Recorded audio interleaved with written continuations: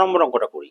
বলছে দুটি বাড়ির দামের অনুপাত 4:3 এবং দ্বিতীয়টির দাম 4,20,000 টাকা। প্রথম বাড়িটির দাম কত হিসাব করি, এবং প্রথম বাড়িটির দাম যদি এত টাকা বেশি হতো তবে তাদের দামের অনুপাত কত হতো দেখি। ঠিক আছে, অসুবিধা নেই, এটা সোজা, খুব একটা শক্ত নয়। তাহলে আমি দুটো বাড়ি, প্রথম বাড়ি, লেটস সে প্রথম বাড়ি দাম ডিভাইডেড বাই দ্বিতীয় বাড়ির দাম যদি আমি করি,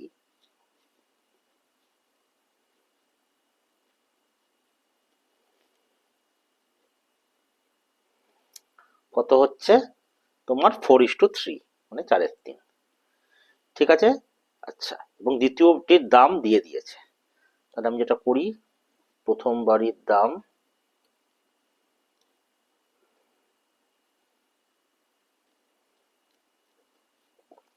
ডিভাইডেড বাই এই 4,20,000 যেটা আছে ওটা লিখে দিলাম, ঠিক আছে, ইকুয়াল টু 4/3। তাহলে প্রথম বাড়ির দাম পেয়ে যাচ্ছে এখান থেকে, এগুলো অর দিয়ে দিই। তাহলে প্রথম বাড়ির দাম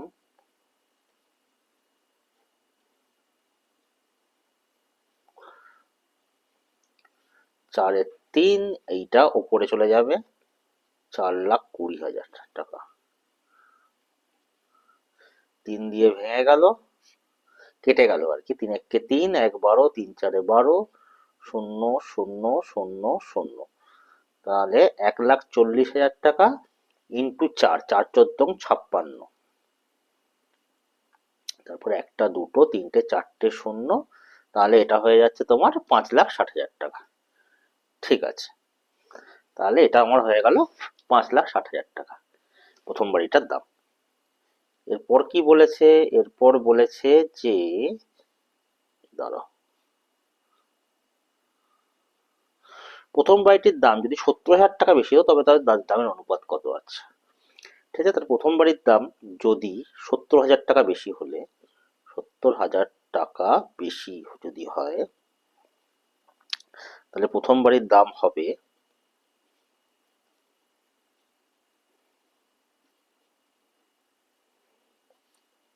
হবে 5,60,000 টাকা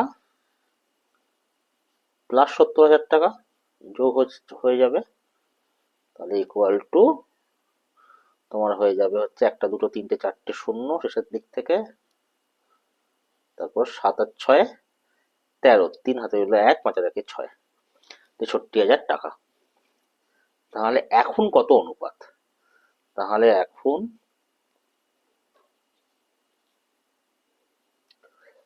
প্রথম বাড়ির দাম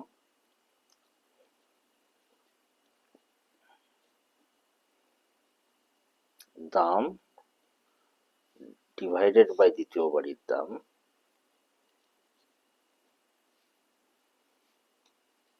কত হচ্ছে, তাহলে 63,000, সরি 6,30,000, আমি ভুল বলছি, 6,30,000 টাকা। এতগুলো শূন্য, ওরে বাবা। আচ্ছা, আর 2 নম্বর বাড়িটার দাম হচ্ছে, দ্বিতীয় বাড়িটার দাম প্রথমেই ওরা বলে দিয়েছিল 4,20,000 টাকা, 4,20,000 টাকা। শূন্যগুলো সব কেটে যাবে, আর 7 দিয়ে যদি আমি দেখি, এটা কি 7 দিয়ে কাটা যাবে নাকি,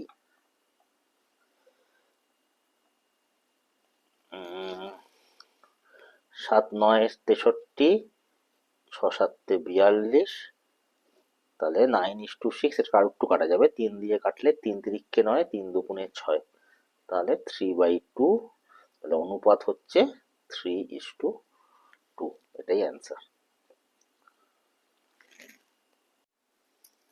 7 নম্বর অঙ্কটা কি বলছে, যে একটি বাঁশ থেকে এক টুকরো বাঁশ কেটে নেওয়া হলো। তাহলে প্রথমে একটা বাঁশ ছিল, ধরো এই বাঁশটা থেকে কিছুটা বাঁশ কেটে নিয়েছে, এটা এটা একদিকের বাঁশ, এটা একদিকের বাঁশ।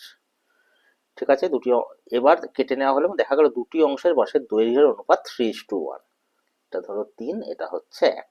আচ্ছা, নিচের সারণী থেকে টুকরো দুটির দৈর্ঘ্য কি কি হতে পারে এবং বাঁশটির দৈর্ঘ্য কি হতে পারে লিখি। আচ্ছা, তাহলে অনুপাত 3, প্রথম টুকরোর দৈর্ঘ্য যদি 30 ডেসিমিটার হয়, আচ্ছা তাহলে এরকম ভাবে লিখি, তাহলে প্রথম টুকরোর দৈর্ঘ্য, প্রথম টুকরোর দৈর্ঘ্য ডিভাইডেড বাই দ্বিতীয় টুকরোর দৈর্ঘ্য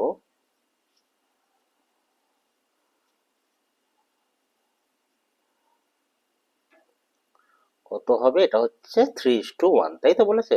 হ্যাঁ, 3:1। ঠিক আছে, এরপর কি বলছে, যদি প্রথম টুকরোর দৈর্ঘ্য 30 ডেসিমিটার হয়, তাহলে 30 ডিভাইডেড বাই দ্বিতীয় টুকরোর দৈর্ঘ্য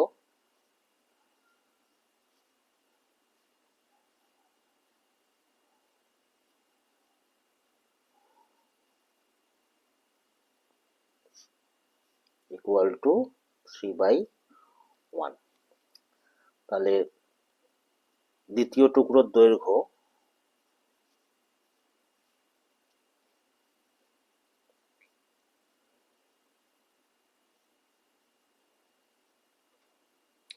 কত হবে? এটা উপরে উঠে যাবে, এটাকে নিচে নামিয়ে দাও, তাহলে 30/3, তাহলে হচ্ছে 10। ঠিক আছে, এবার এটা পুরোটা আছে ডেসিমিটারে, তাহলে এটাও ডেসিমিটার হয়ে যাবে। তাহলে আমার এইখানে বসে যাবে 10। আচ্ছা, তাহলে মোট মোট বাঁশের দৈর্ঘ্য কত? প্রথম টুকরো প্লাস দ্বিতীয় টুকরো, প্রথম টুকরো ছিল 30, দ্বিতীয় টুকরো হচ্ছে 10, তাহলে হচ্ছে 40।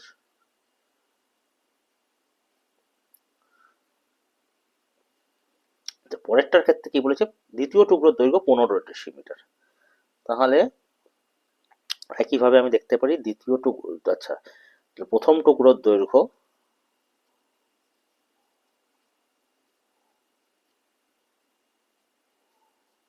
দৈর্ঘ্য ইকুয়াল টু 3 ইন্টু দ্বিতীয় টুকরোর দৈর্ঘ্য, এটা গুণ হয়ে যাবে।